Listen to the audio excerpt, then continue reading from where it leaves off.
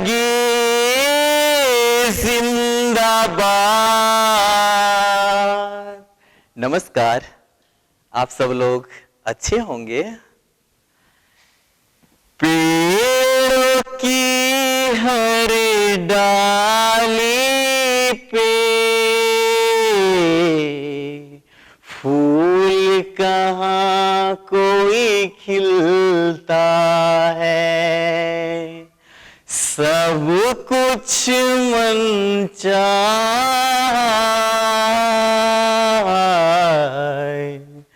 कब यहाँ मिलता है। कभी पाना भी होगा, कभी खोना भी होगा, कभी हंसना भी होगा, कभी रोना भी होगा, पर हर हाल में जीवन जीना पड़ेगा।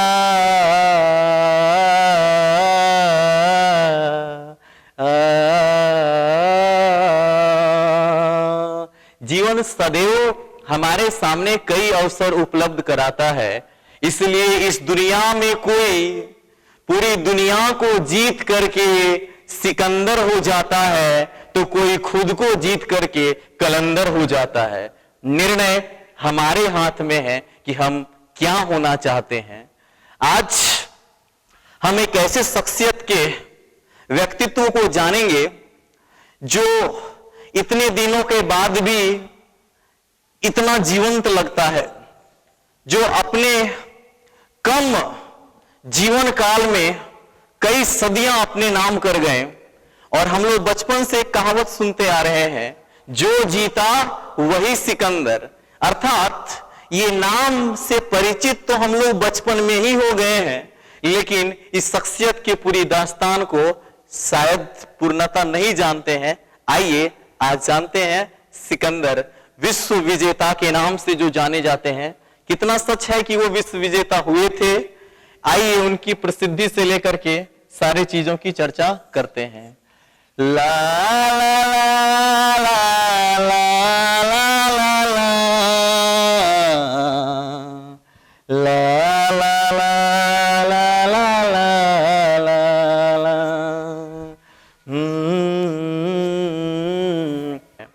सिकंदर से जुड़ी घटनाओं को बड़ी आसानी से जान पाएंगे। थोड़ा सा इसको क्या करेंगे ना, मजाकिया बनाइए, फनी बनाइए।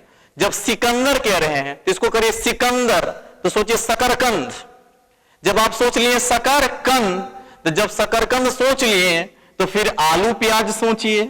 शकरकंद सोच लिए, आलू प्याज, और क्या सोच लीजिए, और फल सोच लीजिए। और फल में से कौन फल? बहुत केला, बहुत केला।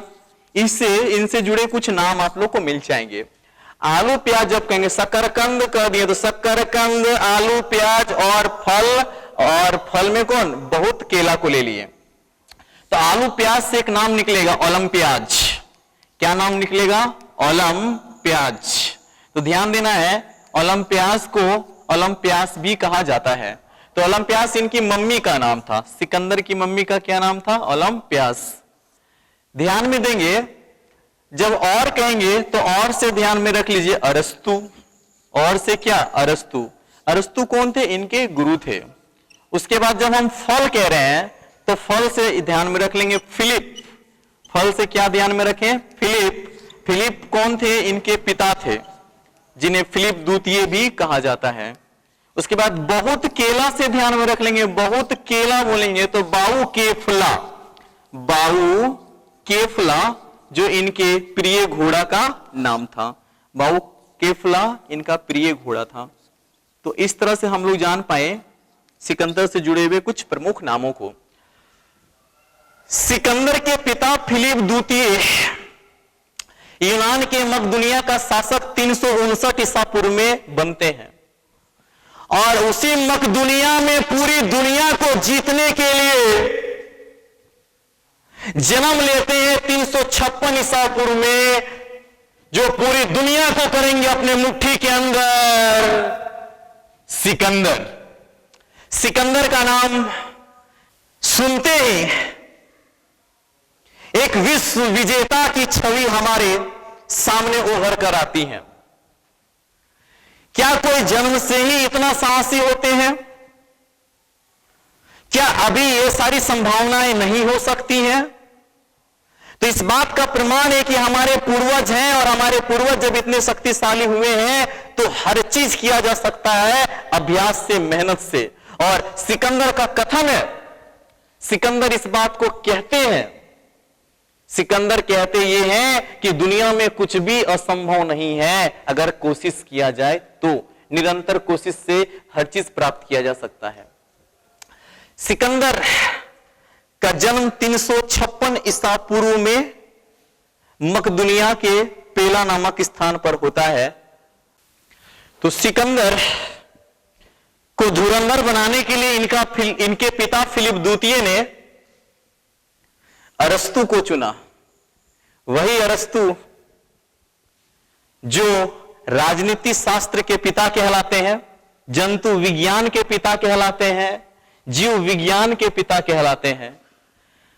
अरस्तु ने सिकंदर को एक ख्वाब दिए, विश्व विजेता बनने का ख्वाब।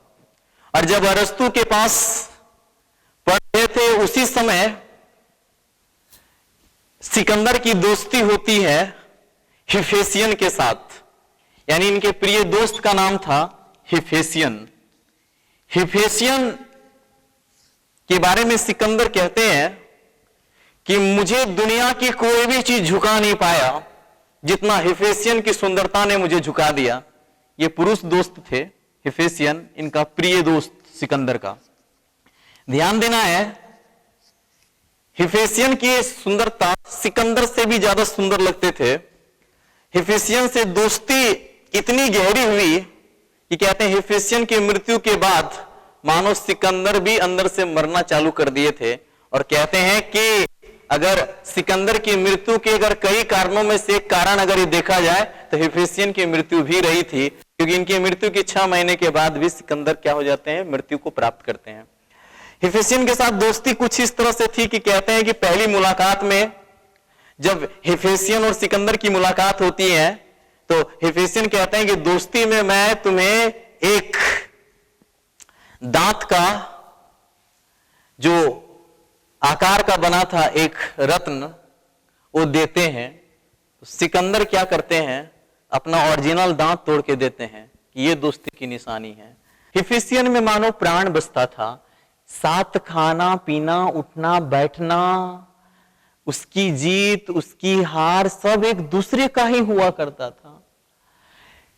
कहते हैं कि तेरी हार मेरी हार, तेरी जीत मेरी जीत, ऐ मेरे दोस्त खाना पीना साथ है, उठना बैठना साथ है, जीना मरना साथ है, ये दोस्ती हम नहीं तोड़ेंगे, तोड़ेंगे दम मगर तेरा साथ न छोड़ेंगे। इतनी गहरी दोस्ती सिकंदर और हिफेसियन के बीच में थी कि एक दूसरे के बगैर एक पल न रह पाते थे। हमेशा सिकंदर हिफेसियन के साथ ही रहना पसंद किए। अपनी प्रेमिका अपनी पत्नियों से ज्यादा पसंद करते थे हिफेसियन को। ध्यान देना है, इतिहासकार मानते हैं कि जितना इन्हें प्रेमिकाएं लुभा नहीं पाई, स्त्रियां नहीं लुभा पाई, उससे कहीं ज्यादा हिफेसियन की सुंदरता ने सिकंदर को लुभाया था। अरस्तु के यहां शिक्षा पूर्ण करने के बाद जब 336 ईसा पूर्व में यूनान के मकदुनिया का शासक बनते हैं सिकंदर मात्र 20 वर्ष की उम्र में। और एक चीज तो ध्यान देना है, जिसे अरस्तु ने सींचा है वो मामूली नहीं हो सकता है। इसलिए सिकंदर में एक ख्वाब जो दिए, एक प्यास जो दिए अरस्तु पूरे विश्व विजेता होने का। नहीं तो सुविधाओं के तले लोग तो अपने जीवन को इतना संकुचित कर लेते हैं कि उससे बाहर सोचते नहीं हैं। मकदुनिया के राजा हैं इनके पिता फिलिप द्वितीय। सभी सुख सुविधाएं के साधन इनके पास उपलब्ध हैं। तो अगर ये सोचते हो हमें क्या करना है, सब तो ठीक ठाक है ही, लेकिन उसके बाद भी अगर विश्व विजेता होने का ख्वाब अगर सिकंदर संजोए तो कहीं ना कहीं इसके पीछे अरस्तु का हाथ था। और इस तरह से जब वो विश्व विजेता के मार्ग में निकलेंगे उससे पहले अपने आसपास के सभी क्षेत्र जीतते हैं। तो कहते हैं कि एक बार किसी क्षेत्र को जीतकर आ रहे थे, उस दौरान जब उनकी सब लोग जय जयकार कर रहे थे, इनका प्रिय घोड़ा बहुकेफला पर ये सवार थे। सब लोग सिकंदर का नारा लगा रहे थे। उसी समय एक अति सुंदर, मन को मोह लेने वाली एक ऐसी कन्या सिकंदर के स्वागत में फूल लेके खड़ी थी, जिसे सिकंदर के लिए वो कन्या उपयुक्त हो।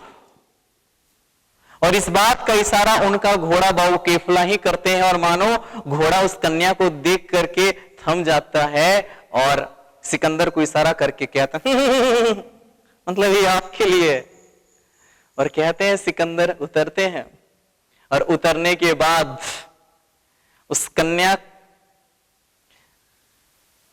से अपना प्रेम प्रस्ताव रखते हैं। और वो कन्या कोई और नहीं है, उन्हीं की सेनापति की बेटी हेलेना थी। उन्हीं की थल सेनापति की बेटी सेल्यूकस निकेटर की बेटी हेलेना थी। हेलेना के प्रेम में, मोह में इतना पड़ गए कि वो विश्व विजेता होने के ख्वाब को ही क्या कर दिए, खत्म कर दिए। तो फिर पता चला अरस्तु को कि ये क्या हो रहा है। तो अरस्तु आते हैं और कहते हैं कि सिकंदर सुनो, प्यार नहीं करना जहान सारा कहता है। सिकंदर मानो कह रहे हैं कोई कुछ कर ले गुरुजी, प्यार होके रहता है, दिल देना ही पैदा है। हाँ जी हाँ। तो कहते हैं कि तुम्हारा प्यार का उपहार ये होगा सिकंदर कि तुम अपने महबूबा के लिए पूरे विश्व को जीत कर दो, तुम पूरे विश्व विजेता कहलाओ और उसकी मेहरानी कहलाने पर वो गर्व करे। तो गुरु ऐसे होते हैं, किसी चीज के लिए बाधा नहीं करते हैं, वो मार्ग कैसे और सुंदर हो इस बात की ओर इशारा करते हैं। अन्यथा हम सब लोग ही तो प्रेम का परिणाम हैं, लेकिन जब सही समय पर सही चीज जब किया जाता है तभी जीवन में सब कुछ उपयुक्त होता है। ऐसा नहीं कि सब छोड़ छाड़ करके दिन रात पता चल रहा है प्यारे करेम लगा है, तो प्यार नहीं कर रहा है, एक दूसरे को बीमार कर रहा है। तो इस तरह से हेलेना को भी कहते हैं कि मैं विश्व विजेता बन के आऊंगा और तुमसे विवाह करूंगा। और इस तरह से विश्व विजेता पूरी दुनिया को जीतने की चाहत लेकर के सिकंदर 326 ईसा पूर्व में भारत उनका आगमन होता है। सिंधु नदी पार करते हैं, हिंदकुश पर्वत पार करके खैबर दर्रा पार करते हुए तक्षशिला पहुंचते हैं। उस समय तक्षशिला के शासक थे आम्भी। आम्भी ने जैसे ही सुना कि सिकंदर ने आक्रमण कर दिया है, और ध्यान रखना है भारत पर आक्रमण करने वाला पहला यूरोपवासी कौन था? सिकंदर। तो आम्भी सिकंदर के बारे तो बहुत सुन रखा था, उसकी वीरता के बारे, तो उससे मुकाबला करे उससे पहले ही उसने घुटने टेक दिया, हार मान लिया।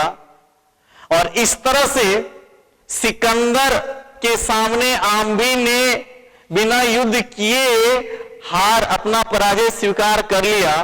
तो चूंकि वो तो दूसरे देश का था, विदेशी था, भारत पर अपना कब्जा जमाना चाह रहा था, तो देश के राजाओं का कर्तव्य क्या था?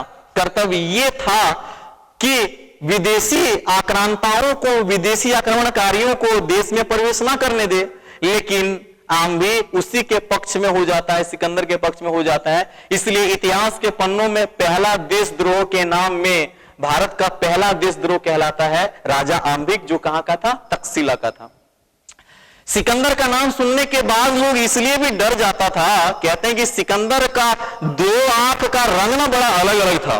एक आंख उसका नीला दिखता था और एक आंख उसका भूरा दिखता था। आप लोग मेरा वाला क्यों देख रहे हैं? मेरा वाला नहीं है, सिकंदर को था, ठीक है। सिकंदर को कौन बीमारी थी? हेट्रोक्रोमिया की बीमारी थी। तो जिसे हेट्रोक्रोमिया की बीमारी हो जाती है तो आंखों का रंग दोनों का अलग अलग हो जाता है। तो सिकंदर के एक आंख नीला दिखता था और एक हाथ कैसा दिखता था? भूरा दिखता था। उसके आंखों को देखकर ही तो लोग आधा डर जाता था। लेकिन एक भारत का असली पुरुष जो पंजाब की धरती में झेलम नदी से लेकर के चिनाब नदी तक उनका साम्राज्य का विस्तार था, और सिकंदर के जिंदगी में पहली बार कोई पुरुष मिलेगा और वो थे पुरु। झेलम नदी के किनारे बसा था उनका साम्राज्य। पुरु जिन्हें पोरस के नाम से भी जाना जाता है और पुरुषोत्तम के नाम से भी जाना जाता है। राजा पुरु ने सिकंदर के आगे हार नहीं माना। उन्होंने कहा मैं युद्ध करूंगा सिकंदर के साथ। और 326 ईसा पूर्व में झेलम नदी के किनारे सिकंदर को झेलना पड़ा पुरु को। और सिकंदर और पुरु के बीच झेलम नदी के किनारे जो युद्ध हुआ उसे झेलम नदी का युद्ध कहा जाता है, वितस्ता का युद्ध कहा जाता है, हाइड स्पीच का युद्ध कहा जाता है। यूनानी भाषा में हाइड स्पीच कहा जाता है। तो ध्यान देना है, ये दोनों के बीच जो घमासान युद्ध हुआ शुरू। पुरु मारना किए शुरू, और जब मारे शुरू किया मार के कर दिए थुरु थुरु, और सिकंदर का प्रिय घोड़ा बाहुकेफला इसी युद्ध में मारा जाता है। और चूंकि सिकंदर की सेना विशाल थी और इस विशाल सेना के आगे पुरु ने बड़ी वीरता के साथ सिकंदर से सामना करते हैं, और सामना करने के बाद हालांकि अंततः पराजय स्वीकारते हैं, लेकिन कहते हैं ना कभी कभी कोई हार इतनी शानदार होती है कि जीत से ज्यादा हारने वाले की चर्चा होती है। और सिकंदर तलवार लेते हैं और पुरु को कहते हैं बोल तेरे साथ क्या सलूक किया जाए। पुरु कहते हैं एक राजा दूसरे राजा के साथ जो सलूक किया करता है वो तुम करो। यानी वो हार नहीं मानते हैं, कहते हैं दोस्ती का हाथ बढ़ाते हैं। और इस तरह से सिकंदर इतना प्रभावित होते हैं पुरु से कि दोस्ताना हाथ बढ़ाते हैं। अब सिकंदर की निगाहें थी मगध की ओर, चूंकि मगध की ओर आने के लिए व्यास नदी पार करना था। सिकंदर की सेनाएं 336 ईसा पूर्व से लेकर के 326 ईसा पूर्व तक लगातार लड़ते आ रही थी, अलग अलग जगहों में। अलग अलग जलवायु का प्रभाव, इतने लंबे समय तक का युद्ध थका डाला था। उन लोग को अपने देश लौट जाने की बेचैनी थी। सिकंदर की सेनाओं ने व्यास नदी पार करने से इनकार कर दिया, और इस तरह से मगध में आक्रमण किए बगैर सिकंदर लौट जाते हैं। लेकिन लौटने के क्रम में ही सिकंदर भारत से लौटते हैं 325 ईसा पूर्व में। लौटने के क्रम में ही अपना देश भी नहीं पहुंच पाते हैं, और इराक के बेबीलोन में 323 ईसा पूर्व में सिकंदर की मृत्यु हो जाती है। इस तरह से मात्र 33 वर्ष की उम्र में 323 ईसा पूर्व में सिकंदर की मृत्यु हुई। सिकंदर के बारे में एक चीज स्पष्ट कहा जा सकता है कि सिकंदर पूरा भारत को जीत के नहीं गए थे। तो कहते हैं कि सिकंदर भारत से लौट कर गए तो बहुत कुछ दे भी गए और बहुत कुछ ले भी गए। सिकंदर का भारत आक्रमण करने से भारत में जल थल का मार्ग खुला, व्यापार के द्वार खुले, साथ में जितने भारत के राजा आपस में बिखरे बिखरे थे, एकजुट हुए, केंद्रीय सत्ता का स्थापना हुआ और साथ साथ में सिक्का निर्माण कला विकसित हुआ। मुद्रा के निर्माण का जो गंधार शैली है यूनानियों का देन है देश में। और इस तरह से सिकंदर विश्व विजेता के रूप में हम लोग तो जान रहे हैं, लेकिन इनके साथ रोचकता एक चीज और जानिए कि सिकंदर इतना बड़ा योद्धा थे फिर भी कला प्रेमी थे।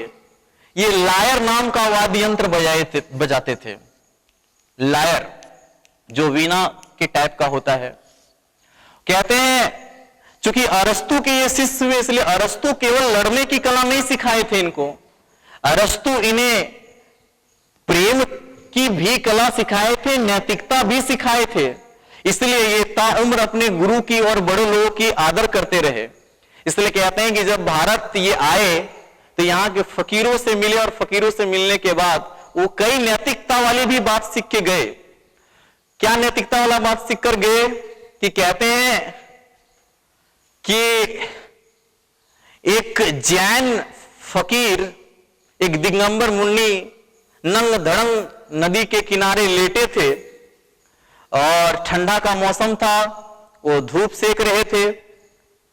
सिकंदर जब उन्हें देखते हैं तो कहते हैं कि भारत के फकीरों के पास बड़ी ज्ञान होता है, थोड़ा ज्ञान ले लिया जाए। हमारे गुरुजी कहा करते थे कि भारत के फकीर को देखो तो ज्ञान ले लेना।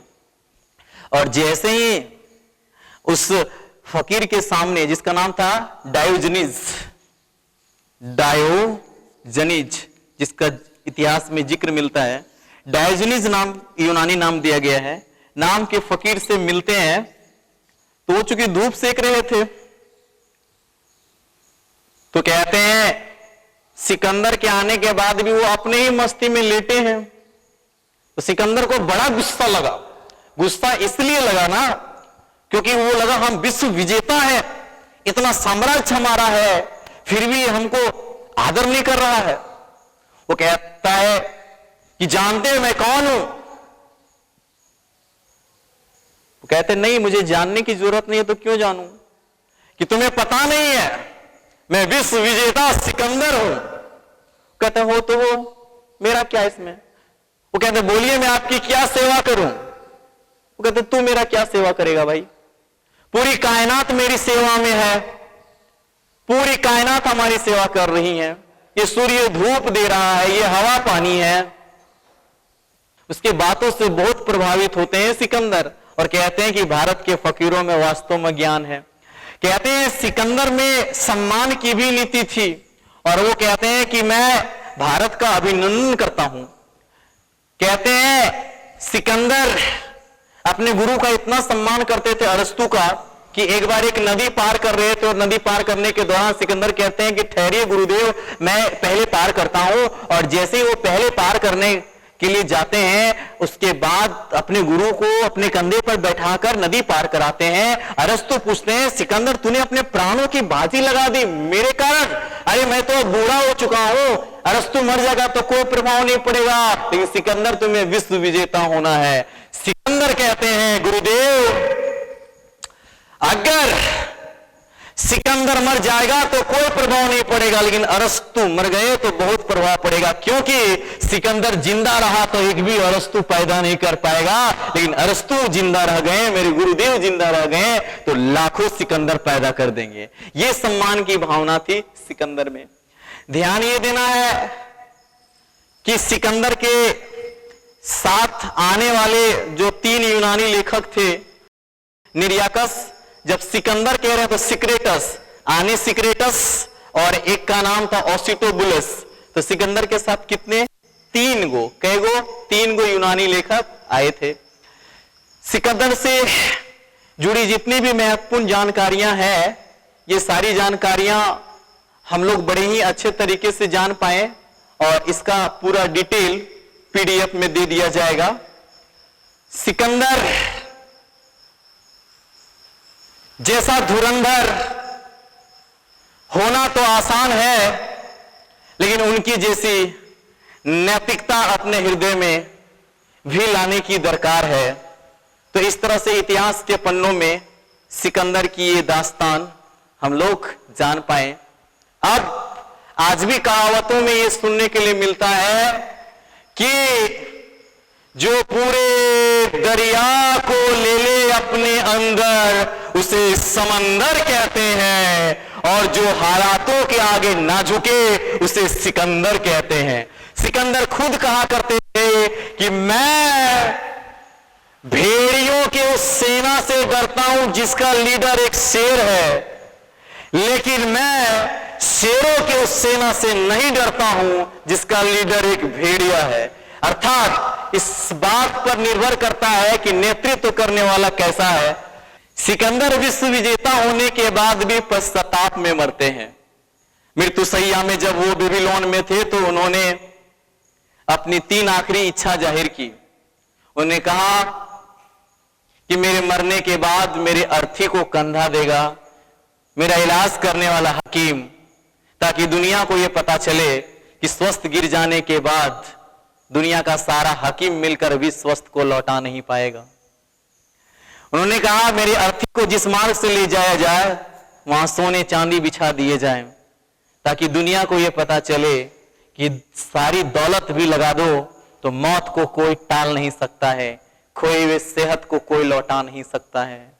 और उन्होंने कहा सेहत ही वास्तव में वास्तविक दौलत है, इसके चले जाने के बाद दुनिया कितनों भी बड़ी आप कर लिए हैं, आपको एक कब्र में ही सिमट जाना है।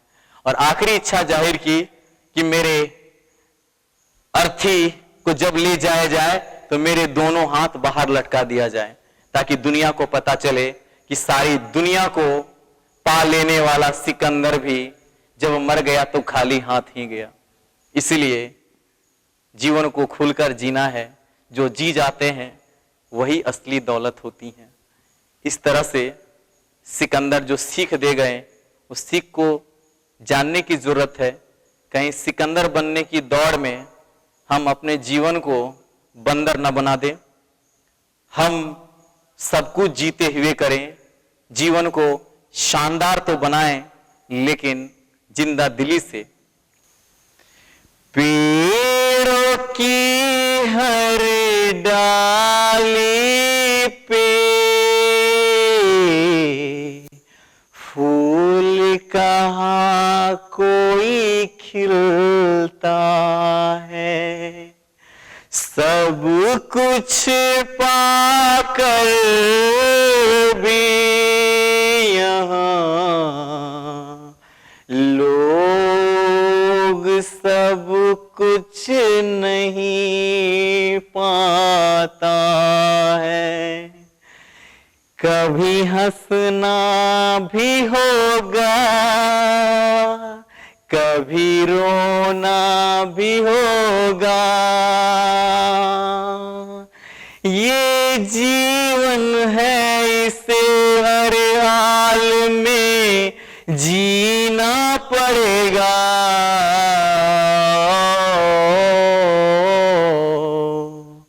जिंदगी जिंदाबाद।